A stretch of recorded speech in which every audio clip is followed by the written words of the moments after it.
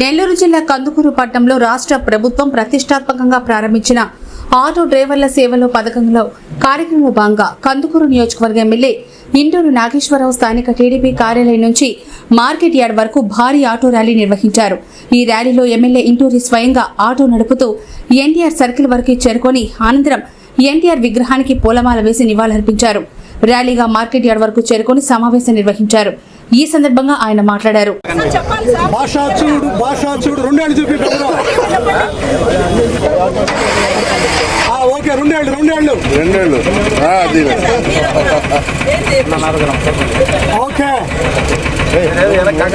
చూడండి ఓకేనా?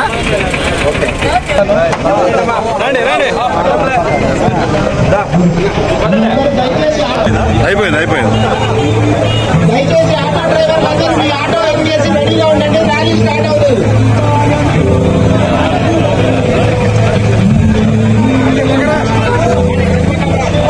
Rally start అవుతుంది. ఆటోలో కోసులో పెడుతున్నాం.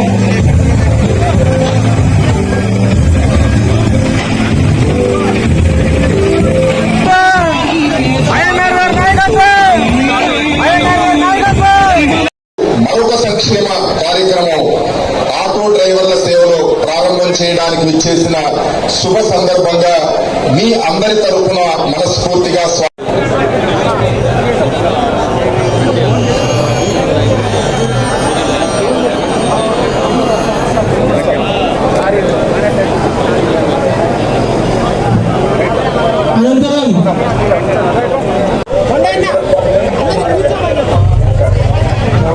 దయచేసి అందరూ కూర్చోవాలి.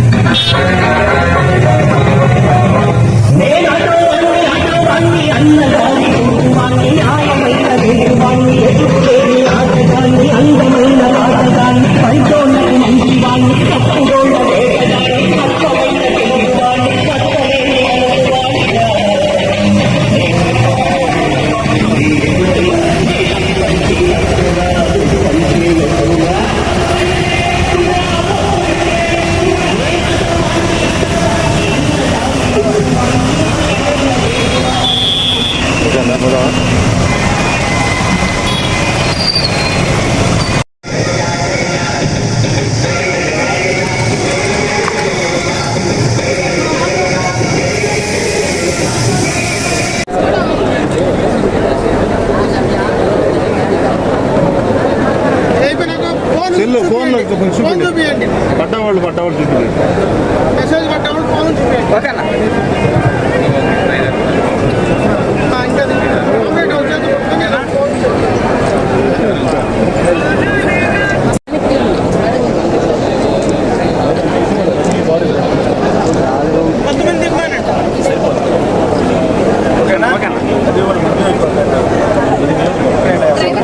ఇంకా ఇదిగో ఆటో వాళ్ళు ఇంకా ఇటు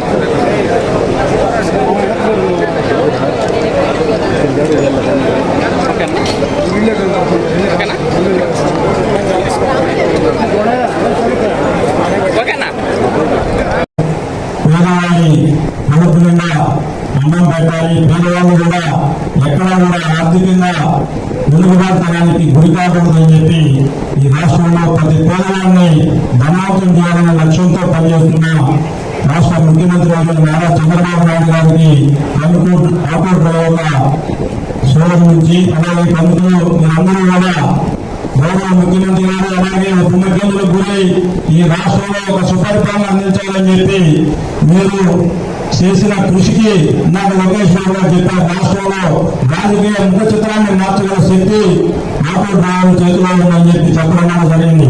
మీరు ఆటో జర్నీలో చేసేటప్పుడు ప్రతి మీ ప్రయాణికులకి మీరు కంపల్సరిగా రాజకీయ సెషన్ వచ్చినప్పుడు కంపల్సరిగా మీరు రాజకీయ డిస్కషన్ జరుగుతూ ఉంటారు.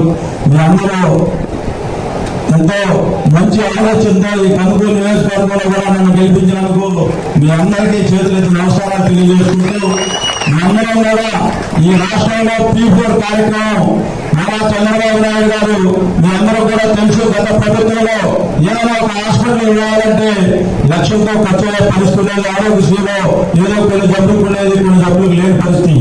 ఆ విధంగా కాకుండా పేదవాడికి ఇన్సూరెన్స్ మేము రాష్ట్ర ప్రభుత్వం, కేంద్ర ప్రభుత్వం మాకు అండగా ఉందని చెప్పి ధైర్యంతో ఈ రోజు ప్రతి కుటుంబానికి 25 లక్షల రూపాయలు హెల్త్ ఇన్సూరెన్స్ పాలసీ కూడా రాబోతా ఉంది. వచ్చే లోపే ఈ 16 నెలల కాలంలో ఈ కాన్స్టిట్యూన్సీలోనే 650 మందికి సీఎం రిలీఫ్ ఫండ్ చెక్కులు ఇచ్చినటువంటి ఘనత ఈ ఉమ్మడి ప్రభుత్వాన్ని అని చెప్పి మీరు అన్ని కూడా పేద ప్రజలకి ఈ ప్రభుత్వం చేస్తున్న సేవలు ప్రతి కుటుంబంలో ఒక పెన్షన్ వస్తూ ఉంది. ప్రతి కుటుంబంలో తల్లికి వందనం కంపల్సరీగా వచ్చింది. ప్రతి రైతు కుటుంబంలో అన్నదాత సుఖీభావ అమౌంట్ కూడా అడ్జస్ట్ అయింది. ఈ రోజు శ్రీశక్తిలో కార్యక్రమం ఆ రోజు ఎన్నికల మేనిఫెస్టోలో మహిళా సోదరులకి ఫ్రీ బస్ అని చెప్తే దాని నుంచి ఆటో డ్రైవర్ సోదరులకి ఎంతో కొంత నష్టం జరుగుతుంది. వారిని కూడా ఆదుకోవాలని చెప్పి ఈ రాష్ట్ర ముఖ్యమంత్రి గారు మన నియోజకవర్గంలో 1004 మందికి 1,50,60,000 రూపాయలు ఈ రోజు మీ అందరి అకౌంట్ లో జమ అయిందంటే ఈ ప్రభుత్వానికి ఎక్కడైతే నష్టం జరిగినా వ్యక్తున్నారో రాష్ట్ర ముఖ్యమంత్రి ఏ విధంగా గమనిస్తా ఉన్నారో మీరందరూ కూడా ఒకసారి ఆలోచించాలని చెప్పి, అదేవిధంగా ఈ రాష్ట్రంలో గత ప్రభుత్వంలో మీ అందరూ కూడా తెలుసు రోడ్ల పరిస్థితి ఏ విధంగా ఉండేదో ఈ రోజు రోడ్ల పరిస్థితి ఏ విధంగా ఉంది. మీరన్నీ కూడా బేరీజ్ వేసుకొని ఈ రాష్ట్రంలో ఉమ్మడి ప్రభుత్వాన్ని ఆశీర్వదించారు. తప్పకుండా మీరు ఏదైతే కలగన్నారో అటువంటి సుపరిపాలన ఈ రాష్ట్ర ప్రభుత్వం మీ అందరికీ అందిస్తుందని చెప్పి నిన్ననే GST 2 చూశారు. ప్రతి ఇంట్లో కొనుగోలు శక్తి పెరగాలి, ప్రతి పేదవాడికి కూడా అన్ని సౌకర్యాలు అందాలని చెప్పి కేంద్ర ప్రభుత్వం, రాష్ట్ర ప్రభుత్వం కొన్ని వేల కోట్లు నష్టమైనా కూడా రాష్ట్రానికి, కేంద్రానికి అయినా కూడా ప్రతి పేదవాడికి నిత్యావసర ధరలు కానీ, అలాగే మనం కొనుగోలు చేసే ఫ్రిడ్జ్లు కానీ, ఏసీలు కానీ